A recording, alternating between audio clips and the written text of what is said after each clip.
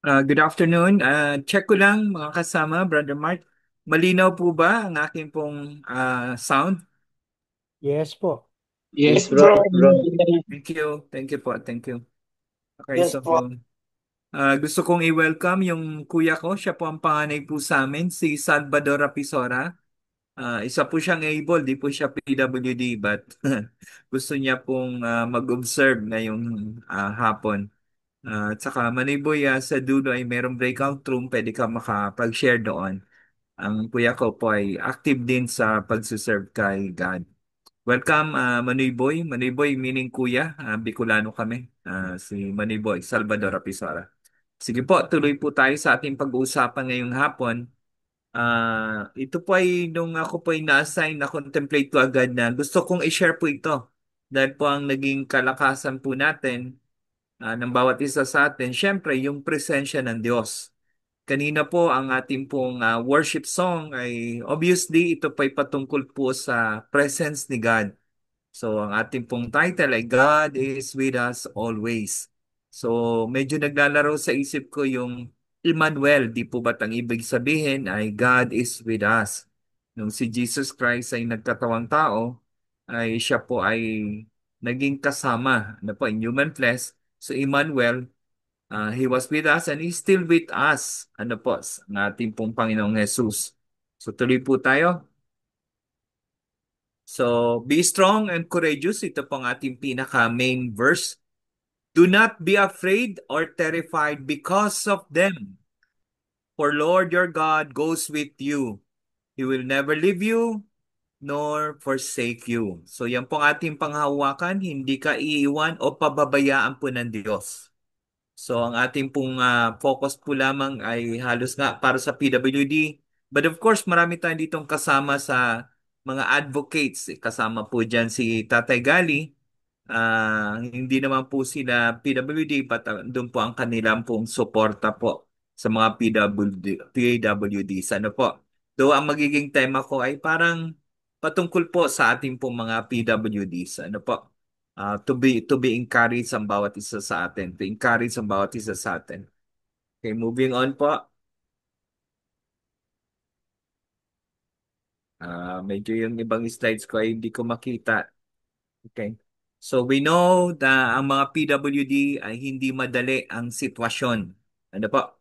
Hindi po natin kailangan pong diinan ang sugat dahil halata naman pong may pinagdadaanan. Even yung normal ay meron din mga challenges sa buhay. Only that tayo mga PWD physically, emotionally, mentally ay talagang medyo may nararanasan at hindi madali.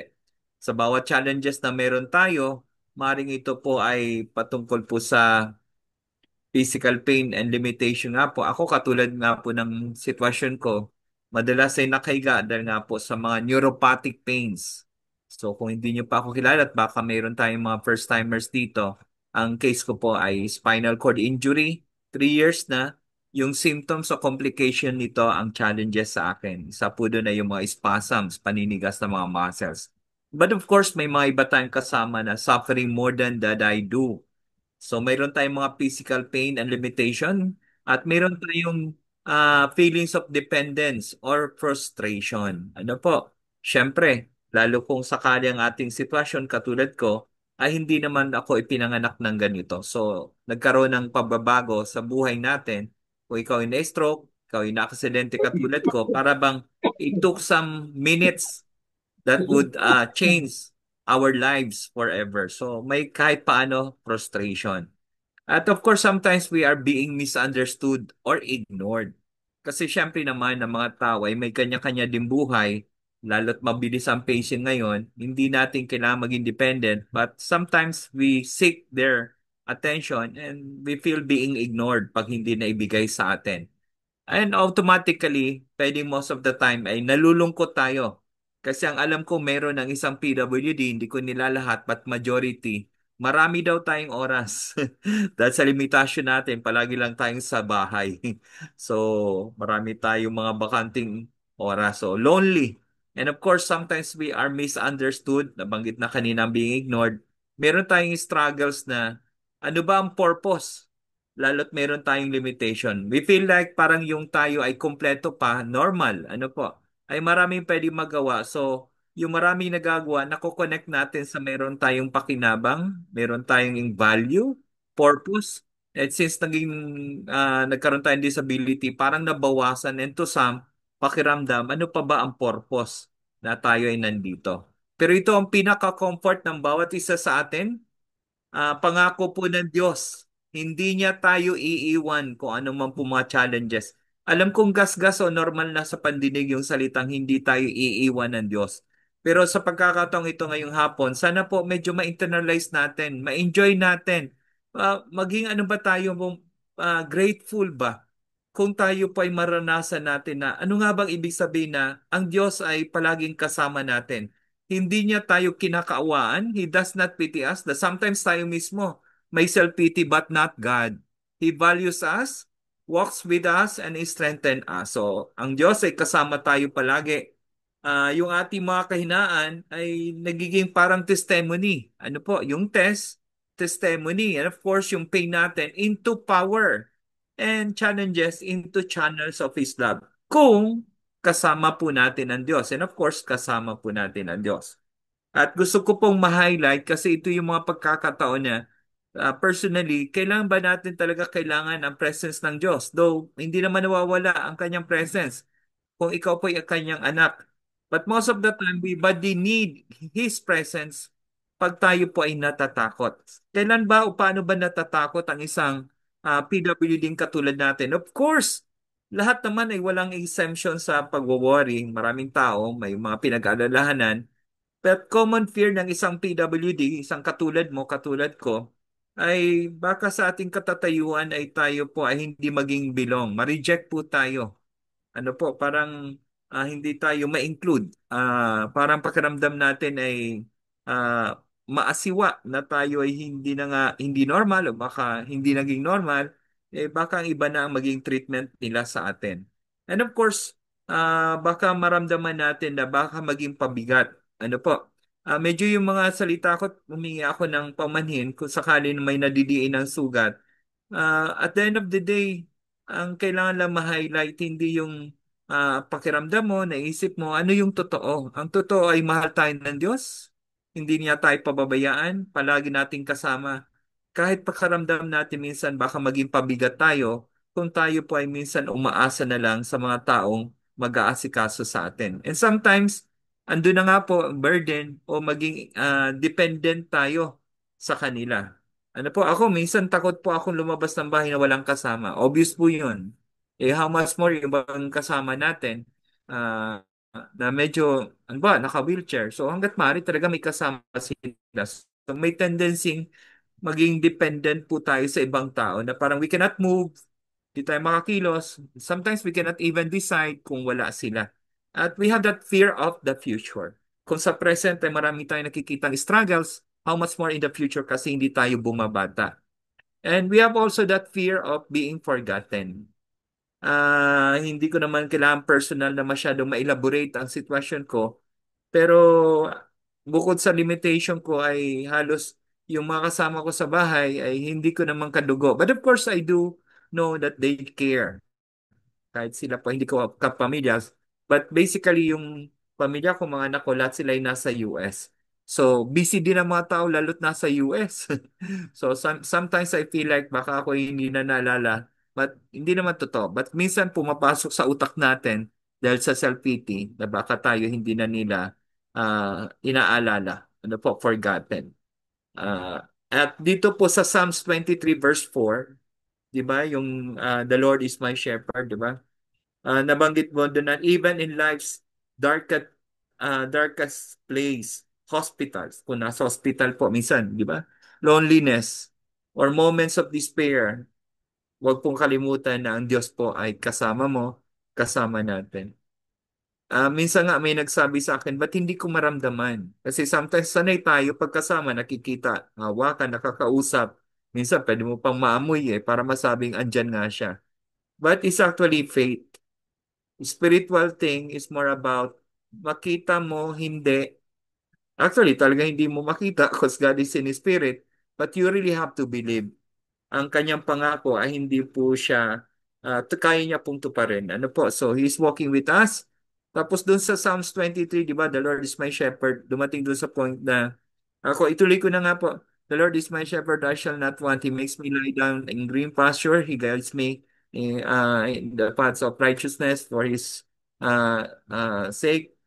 Even though I walk through the valley of the shadow of death, I fear no evil, for you are with me, and your rod and your staff, they comfort me. Yung rod and staff, they represent yung guidance and protection. Kasama na natin ang Diyos, andyan ang kanyang guidance, protection, and you are never alone in the valley, in your valley. So sabi sa Isaiah 41:10, isa ito sa most of the verses, may I request favor po.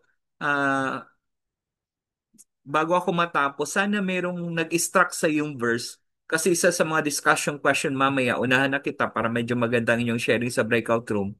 Meron kang verse na parang nag-extract talaga sa'yo, na parang bang may dating sa'yo, baka inaalagaan mo verse, sana ma-share mo rin sa breakout room. Kasi most of these verses na isi-share ko sa inyo, ito yung nag-strengthen sa akin emphasizing, para bang magnifying na ang Diyos ay kasama ko. Yung Isaiah 41:10, kasi pag ako po ay nagre-rehab, doon sa elliptical, kasi minsan, ang mind ang kalaban natin, pag hindi ka nag-iisip, parang mas nararamdaman mo ang pain, yung hirap ng pag-exercise therapy, mga ginagawa po doon. So, sa rehab. So, during elliptical at yung treadmill ay talagang nire-recite ko ang maraming verses. At isa po doon yung Isaiah 41:10. So do not fear, for I am with you. Do not be dismayed, for I am your God. Pero doon sa NISB version, sabi po doon, so do not fear, for I am with you. Do not anxiously look about you, for I am your God. I will strengthen you and help you. I will uphold you with my righteous right hand. So, huwag tayong matakot. Alam niyo po sa Bible, yung do not fear, halos 365 times na binanggit po yan sa Bible, na para lang mapalalahanan tayo na huwag kang matakot. At ang isa sa pinakadahilan kung ba't hindi tayo dapat matakot, for I am with you. Yun po ang sabi ng Diyos. 365 times, meaning halos every day may paalala ang Diyos, huwag kang matakot. So, God's righteous right hand means His power and protection. Ano po? When you feel too weak to stand, pag tayo nahirapang tumayo, not really literally physical, minsan yung ating pong, sabi natin espiritu, yung ating pong kalooban, parang kapos, sadsad, na parang nahirapan kang lumakas uli. So God will lift you up. When your heart trembles, He steadies you. So pag nanghihina ang ating mga kalooban, pinapalakas niya tayo. Pag ating pong mga pagkatakot ay medyo lumalakas, ay pwede niyang pahupain yon through faith, through faith. Palakasin lang po natin ang ating pananampalataya. Sa Isaiah 43 verse 1-3, again, isa ito sa mga verses. Halos nasa, pag nag-elliptical ako in 10 minutes, alam kong dapat makapag-recite ako ng mga about 25 to 30 verses para tapos ko yung 10 minutes na elliptical. Yung elliptical, yung parang para kang tumatakbo na may machine, may hawak ka magkabila ang kamay at yung paa mo may tinutulak. Elliptical machine. And of course, yung treadmill, common nyo pong alam yon. So para bang 10 minutes bawat isa doon. So sa 10 minutes, about mga 25 to 30 na verses para ko matapos ang isang session. Ano po? So isa po doon ay yung Isaiah 43, 1-3 na related po ha, na God is with you. Do not fear. Again, huwag ka matakot. For I have redeemed you. I have summoned you by name. You are mine. Ano po? When you pass through the waters, I will be with you. When you pass through the rivers, they will not sweep over you. When you walk through the fire, you will not be burned. The flames will not set you ablaze. For I am the Lord your God, the Holy One of Israel, your Savior. Yun po yung Isaiah 43, 1-3. So yung reflection po doon, ang Diyos, yes, anak ka ng Diyos, anak ko ng Diyos, doesn't mean na tayo ay kay God ay hindi ay aalisin niya lahat ng mga challenges. Ano po? Andun pa rin yung hardship. Ano po? Pero ang promise niya, andun yung mga challenges, pero yung presence niya, kasama natin siya. So kung pakiramdam natin ang pain, lalo't ang akin talagang literal, neuropathic pains, like a flood, hindi tayo malulunod. Hindi ako malulunod. Ano po? Sa mga pains, when life feels like a fire, Di ba, fire? Parang pressure. Ano po, hindi kanya papayagang masunog. Ano po, He is our protection ng kanyang presence. So, our God is faithful. Minsan kasi parang pakiramdam natin, totoo ba yun? Though mamaya baka madanan ko, pero parang ngayon na pumasok sa isip ko. Sometimes para bang, alam mo to, pwede mong paniwalaan to, pero minsan parang pwede mo ring isipin na, ba't parang minsan hindi ko maramdaman? Ano po? Ba't parang meron ba talaga? Yeah, it's by faith, but it's really more about surrendering. Huwag kasi mangibabaw yung isip mo. Kaya nga may Proverbs 3:5-6, di ba? Trust in the Lord with all your heart and lean not on your own understanding. Ang panghawakan mo, ang Diyos ay totoo, ang Diyos ay makapangyarihan, ang Diyos ay buhay, at ang Diyos ay matapat. Pag sinabi niya, gagawin niya. He keeps His word. So, sabi nga sa Luke 1:37, for no word from God will ever fail. Sa ibang version, no word from the mouth of God will ever fail. Tapos sabi pa sa Numbers 23:19, God is not human that He should lie. Pwedeng nakaranas tayo, mahal natin sa buhay, baka best friend mo pa. Yung tao talaga mag-fail. Ako nga, pwede kitang i-fail eh. Ano po, pwede tayo ma-disappoint sa bawat isa. When we make promises, we tend not to uh, do it. Ano po, pwedeng sinasadya o hindi. Pero ang Diyos, pag sinabi niya, gagawin niya. Hindi siya sinungaling. So tutuparin niyang hindi kanya pababayaan. Hindi niya tayo pababayaan. So every promise God made, tinutupad niya. Pag sinabi niyang I will be with you, hindi siya basta verse na para i-memorize mo. It is a living truth. Ito ay buhay na katotohanan na pwedeng mag-sustain sa'yo. Hindi ka nag-iisa. Kasama mo ang Diyos. Kasama natin ang Diyos. So, ano ba ang meron sa Diyos? Of course, nabanggit ko kanina, powerful, omnipotent po yun. Ano po? Di ba? Omniscient, all-knowing. Ano po? Pero mayroong katangian pa ang Diyos sa dami ng kanyang characteristic. Ano po? Siya po ay omnipresent. Sa ayaw mo at sa gusto. Ang Diyos is everywhere. Kahit saan ka magpunta. Sabi po sa isang verse, where can I go from your spirit? Where can I flee from your presence? If I go up to the heavens, you are there. If I make my bed in the depths, you are there. Kung yan po ay susundan nyo pa ang verses na yan, more about para bang kahit saan ka magpunta, andon ang Diyos. So, though promise niya intentionally dahil mahal tayo ng Diyos, but at the same time, He is God. So, alam niya ang lahat kasi nandun siya sa lahat ng lugar at sitwasyon. Even when people live or when you feel isolated, kahit minsan pakiramdam mo ignored or talagang iniwang ka mag-isa, may kasamaan tayo dito, don't have to mention the name. Doon ako parang natatas kasi he is living alone by himself sa kanyang kalalagayan. Siyang gumagawa ng paraan. How I wish I could mention the name pero kaya palagi ko siyang pinagpipray eh.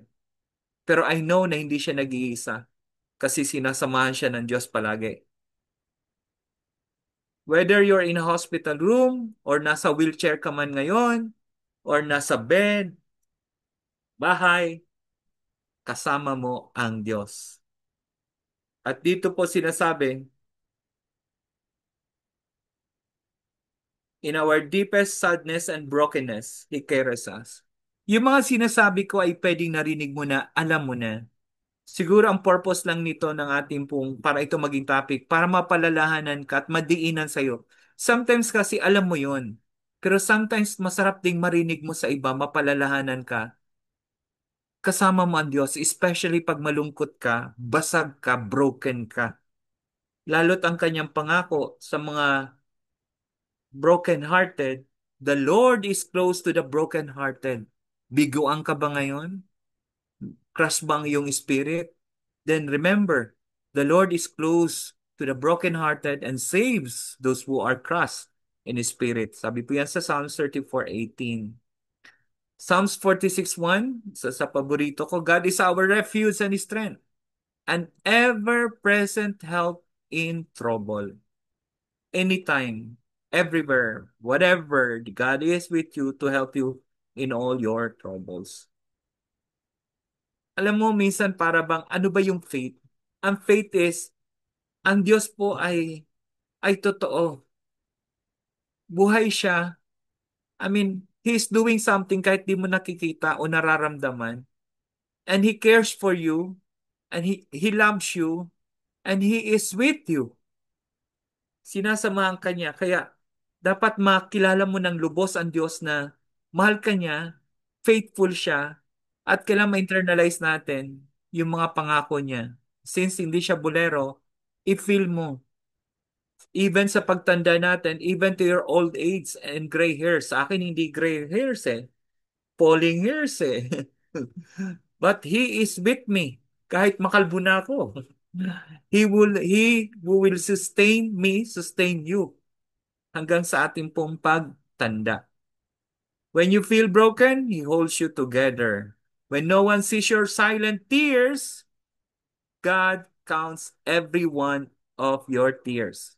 May parang verse of Bible na yung luha mo ay alam ng Diyos kung gaano karami. Something like that. So He knows kung ano mga pinagdadaan. Remember nung bata pa ako, na-share ko lang ng konti. Wala sa dapat sabihin to, but allow the Holy Spirit to guide me.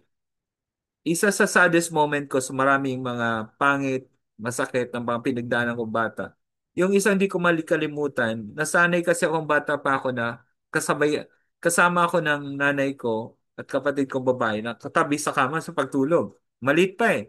So enjoy ako doon sa mga kwentong barbero ng nanay ko. Di ba nung bata tayo, kung sakali may nagkukwento sa inyo matanda o nanay mo, parents mo, lolo mo, mga kwento noon sa si Juan, si Pedro.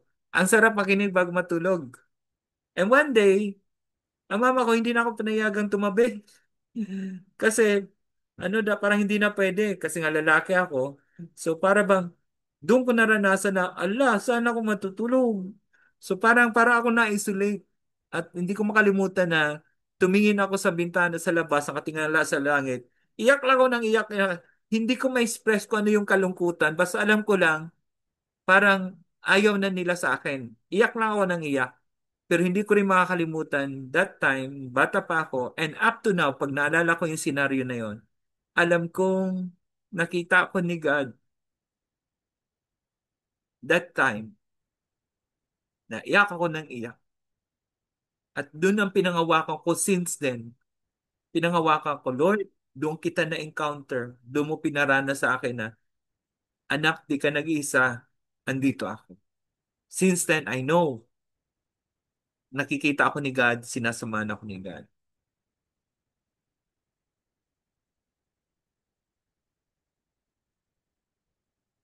Eh, Brother Angel, paano pag ako ay nagkakasala? And of course, we're still in the human flesh. Hanggat ikaw ay nasa laman.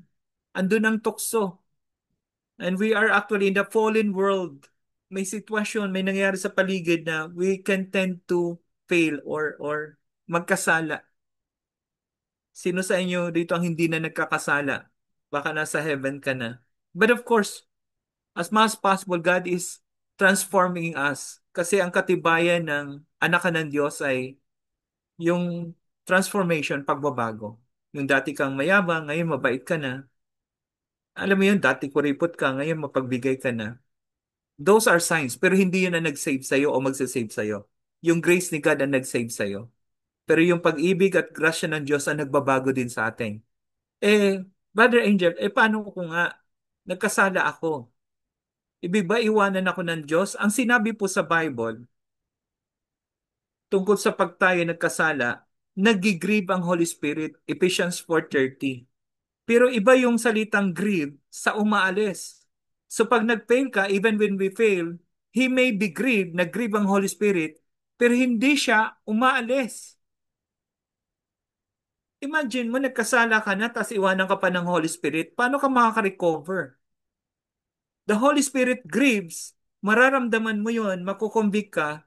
So mayroon tayong tendency na tayo mag-repent. Kasi hindi ka iniwan ng Holy Spirit.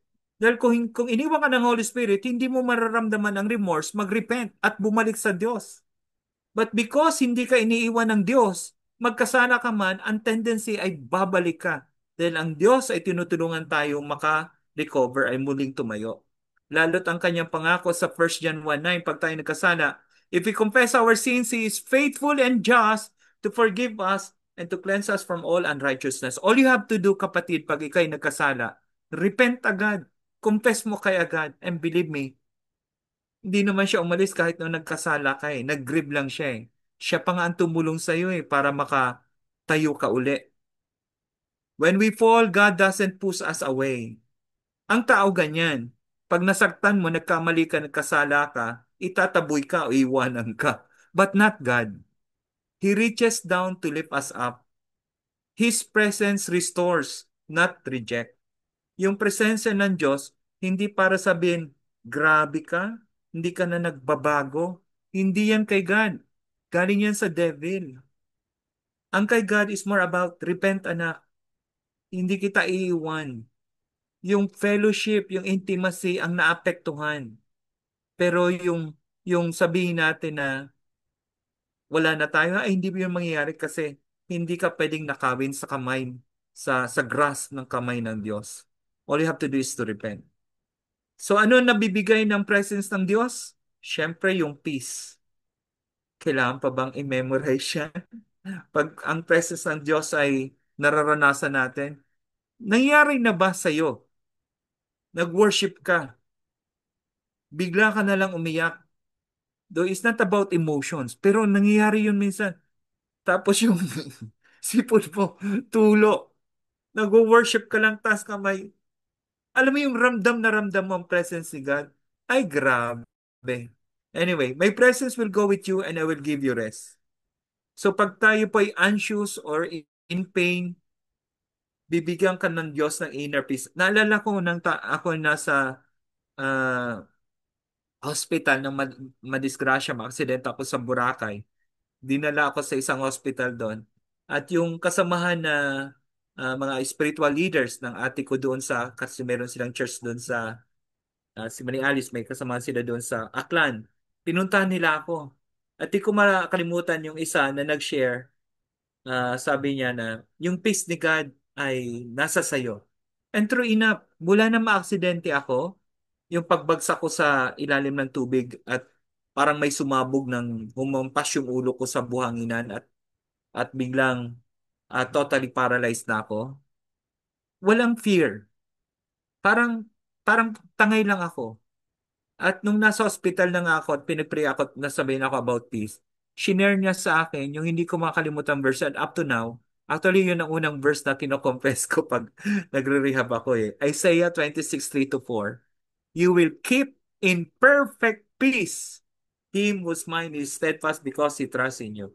Trust in the Lord forever, for the Lord is the Lord eternal. Yung peace ni God maranasan natin. So, God's presence brings an inner peace that no medicine or comfort from people can fully give. Alam ko naranasan mo rin yan. May grabing nangyari sa'yo, kasakit ka, but parang hindi ka natataranta. Because God peace was upon you that time, even up to now. So even in chaos, you feel safe because you know God is near. Siningit ko lang ito. Painting contest. There was this painting contest. Ang tema ay peace. Yung team peace.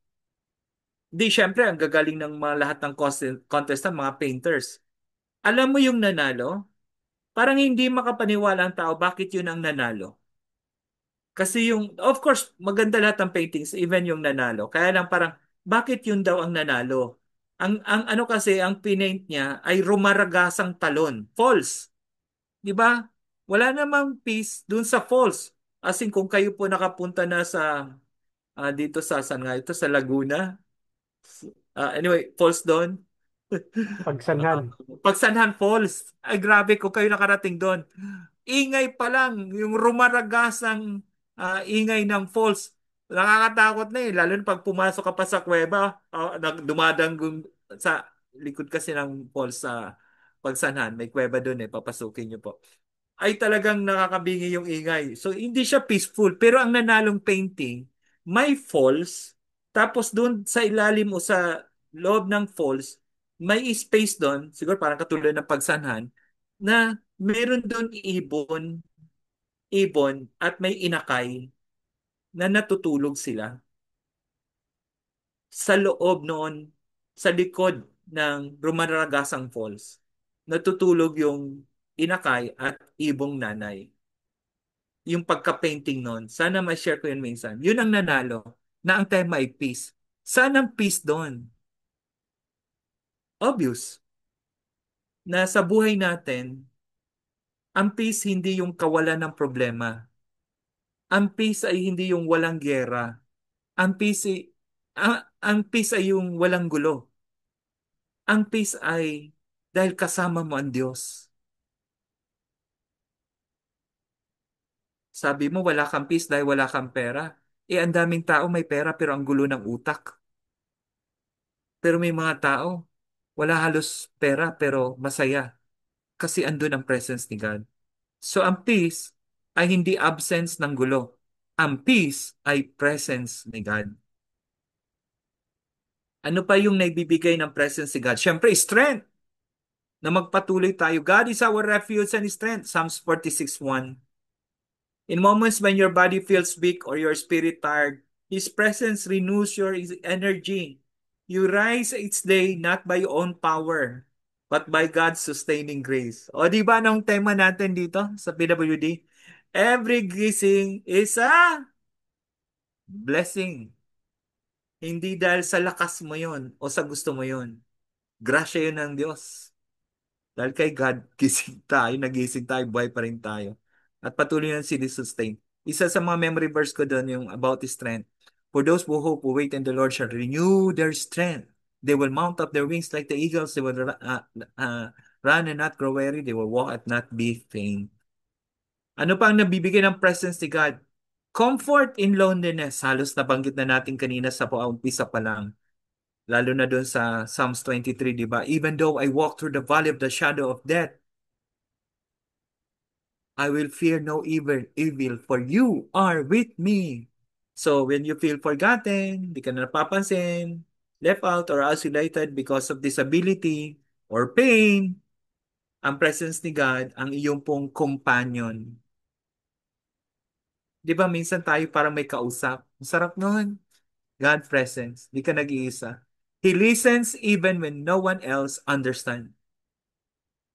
Alam mo yun, kung hindi tayo maintindihan ng iba, ang Diyos, alam na alam niya lahat laman ng puso natin. And of course, courage. Pag andyan ang presensya ng Diyos, malakas ang loob natin. Courage to face fear.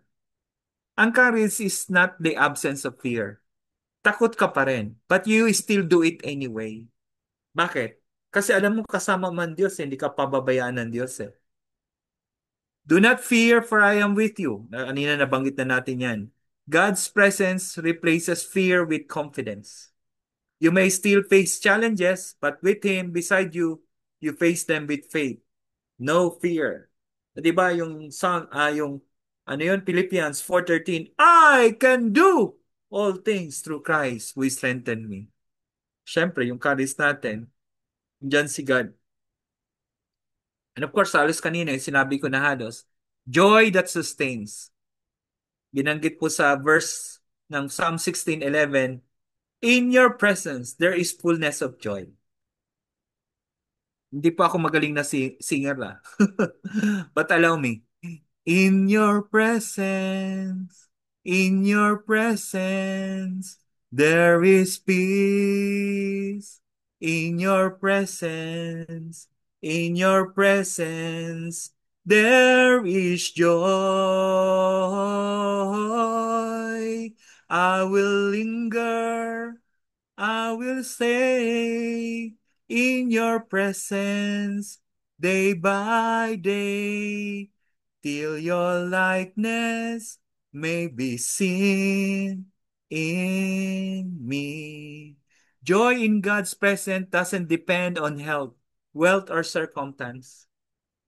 It's a deep gladness that comes from knowing God loves me, God is with me, God will never leave me. Iba yung joy sa happiness. Yung happy sa joyful.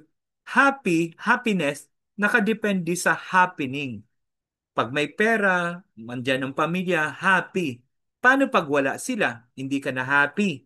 So yung joy, kahit wala yung lahat ng mga bagay na akala mo nagpapasaya sa'yo, deep inside of you, secured ka. Di ka takot. May joy ka. Because you know that God loves me, God is with me, God will never leave me. And of course, guidance and wisdom. The Lord will guide you always, sabi sa Isaiah 58:11. When you're unsure what to do, ang decision po kung anong dapat gawin sa pagpapagamot, sa pamilya, sa direction sa buhay, His presence gives clarity through the Holy Spirit. He leads you step one at a time. May nag-guide sa'yo. Alam mo yung parang may bumubulong sa'yo. It's the Holy Spirit that's obvious na parang bang, wag ka dyan, dito ka. Alam mo yun, guided, protected, God's presence, and of course, a sense of purpose. My grace is sufficient for you, for my power is made perfect in weakness. Sabi sa Second Corinthians, paborito natin yan, di ba? Bukang bibig natin yan sa PWD. In His presence, you discover that your life, yung buhay mo, buhay ko, kahit may mga limitation tayo, may meaning pa rin. You become a living testimony of God's strength shining through human weaknesses. Ako, gasgas ko tong sinasabi sa iba. Yes, I have limitations. Pwede bang idamay kita? Yes, you have limitation. But please, ang limitation ay hindi pwede mag-limit sa purpose ng God sa buhay natin.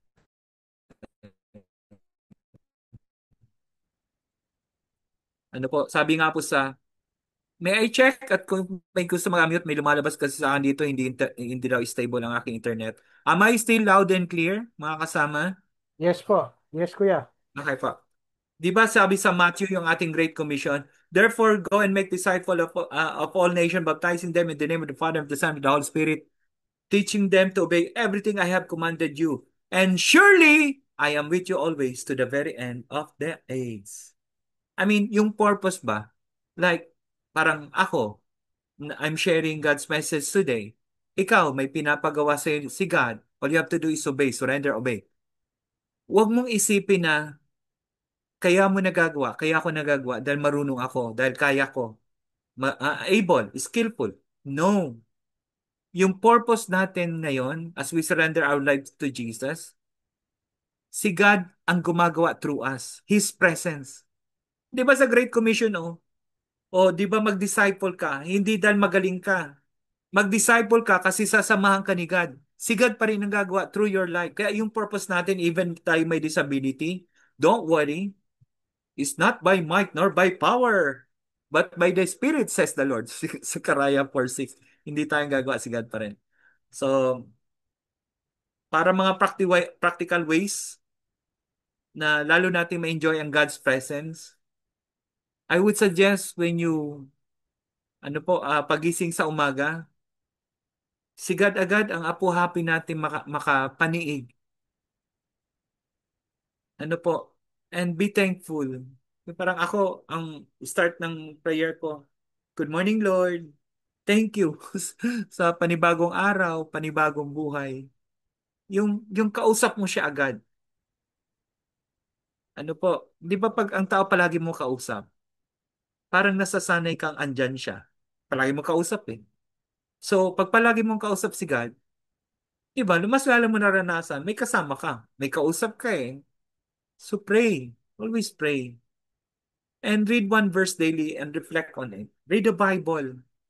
Pag nagbabasa ka, alam mo naman minsan may dating ang isang verse. Yung isang chapter may parang nakita mo ang sarili mo o sitwasyon. Parang may malinaw na salita. Ay, oo nga, Lord, tama. So, when you read the Bible, si God naman ang kumakausap sa iyo. O, di naramdaman ang presence niya. Pag alam mo may sinasabi siya sa iyo, read the Bible. Acknowledge His help even in small victories.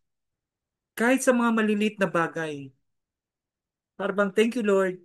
Ako, makahanap lang ako ng parking pag nagpupunta ako sa rehab. Thank you, Lord.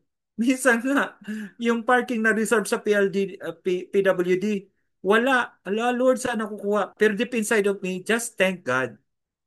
Meron yan. So, nilagpasan ko lang parking slot ng para sa PWDs.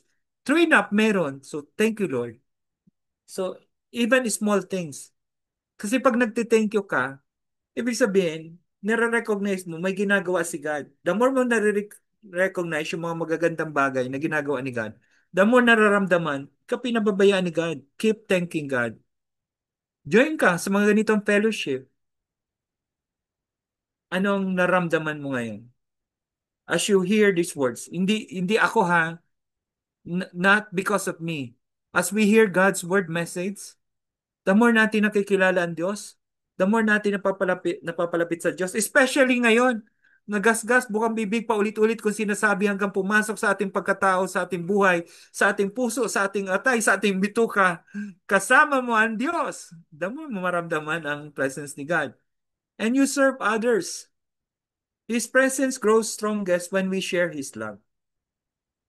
Di ba pag nag-share ka ng Word of God or yung ano na lang, uh, good news, yung gospel, yung salvation,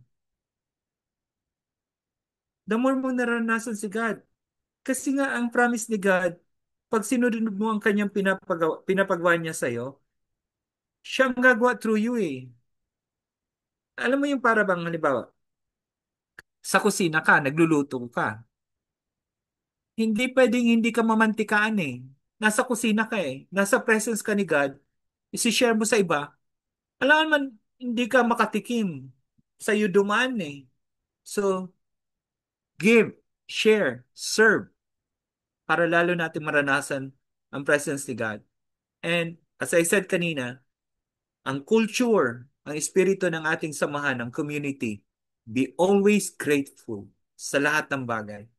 Practice gratitude. Thanking God opens your heart to His nearness. Thank you, Lord. Thank you, Lord. Malapit na kami matapos. Okay, so sa closing prayer, on the screen, samahan niyo akong basahin. And after sa dulo, bago mag-amen, allow me na ipag-pray ko kayo, ha? So sabay-sabay po natin basahin to as our prayer patungkol po sa ating pinag-usapan ngayong hapon. Pray with me. Basahin po natin. Go.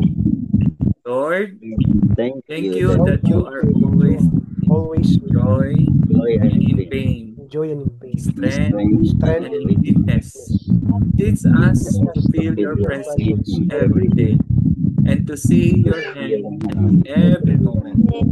May our May our lives lives reflect your reflect your faithfulness your faithfulness and love. and faithfulness. love. In In Jesus' Jesus' name, name, Amen. amen. Let me pray for you.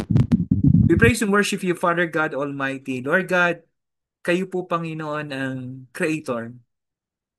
Grabe, ang laki ng universe. When we look up sa sky, di namin gaano kalaki ang isang star. Pero we cannot even count ilang stars ang mayroon sa universe. Ang laki-laki mo, God. Ang laki-laki mo, God. Sobrang laki. Pero nag-promise kayo that you could stay in us sa aming mga buhay. Sobrang laki mo. But you are with us and in us. Thank you, Lord. So I pray, Lord God, na maranasan namin palagi, every moment, ang iyo pong presence. I just pray, Lord God, ng bawat isa, Lord God, na ma-enjoy namin ang power, ang biyaya mo, ang love mo, as we surrender fully our lives sa inyo, Panginoon. Sometimes pwede maisip na, andyan ba? Ba't di ko maramdaman? Asan? Paglunod sa problema. Lord, allow us to understand, Panginoon, na hindi ka po nagkukulang. Palaging puno, sapat ang biyaya mo, ang iyong presence sa aming buhay. Ang problem lang is, gaano kami sumusuko sa inyo. Hindi kung gaano kalaki ka sa aming buhay, kundi gaano kalaki ang aming pagsuko sa inyo pong presence, Lord God. Lord, help us to always surrender, to give you all the control. Be in control, Panginoon. At kami po ay magtiwala sa iyong pangako sa amin, you will never leave us nor forsake us. I-bless mo po ang bawat isa, Panginoon. Sa breakout room, gabayan niyo po kami at patuloy kayong madakila at kami po ay mapagpala. Ito po ang aming panalangin sa pangalan ni Jesus. Amen. Amen. Ito